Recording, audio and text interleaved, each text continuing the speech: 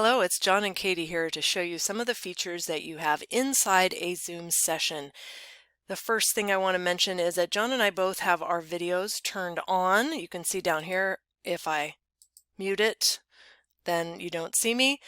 So the first thing I want to mention is up at the top right-hand corner. You can change between gallery view and speaker view depending on how many participants and what you choose to see.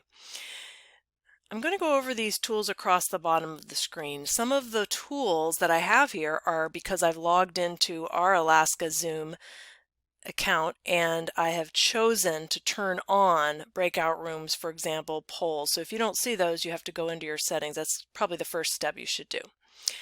Starting at the left here, you can see the most important thing is that you are seen and heard. And so you can see that the green is moving inside my inside my microphone. I can mute myself if I have some noise in the background or I'm doing something else and unmute myself. Also, when I click the options button to the right of the mute button, I have audio settings, and this is a really nice way to test your speaker and your microphone before a session begins. And the video has the same types of features under video settings.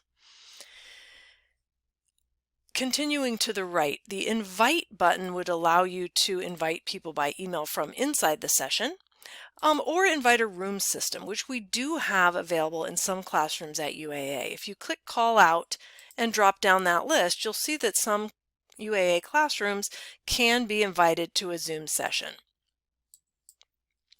If you turn on Manage Participants on the right side of your screen, you will see a list of all of the people in the session, and that can be very helpful to know who's there and what they're doing, who's talking, etc. There are nonverbal feedback options across the bottom, so I can see that John has a question. He's raised his hand, so I can ask him to go ahead and turn on his mic and ask the question or chat. And then some features at the bottom that would allow me to mute participants and so on. So these yes and no buttons can be a really quick and easy way to just poll the audience. Are you ready to move on to the next activity or something like that? Also, in the right hand pane, you can turn on chat. So down at the bottom, I'm going to click on chat, and that appears and it shows some of the chats that we had in this session already. And notice that some of them are to everyone and some of them are private, and you change that as you add a chat. And you just have to be careful if after you've sent a private chat to remember the next time to change it back to everyone when you want everyone to receive that chat. So these, of course, can be turned on or off or closed to whatever it is that you want to see over here on the right side of your screen. Moving back down to the bottom, features such as polls and breakout rooms.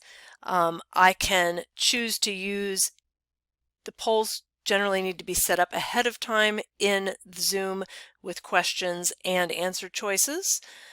The breakout rooms work pretty easily to randomly or manually put students into private rooms or any participants.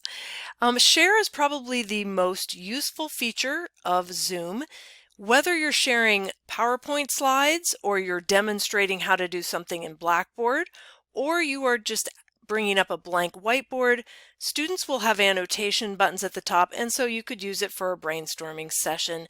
There's also a nice button that allows you to save what you've added to the whiteboard. So this is screen sharing, probably the most useful feature. There is a record option. If you are the host, you can record. If not, then generally when you click on one of these, it'll say that you need the host permission to record. Once you start recording, This meeting is being recorded. it will be noted so everyone will know, and it will show up at the top so you know that the session is being recorded. During a recording, you do have additional buttons down at the bottom to pause and stop the recording as well. The closed captioning is not automatic. It requires someone to type it in.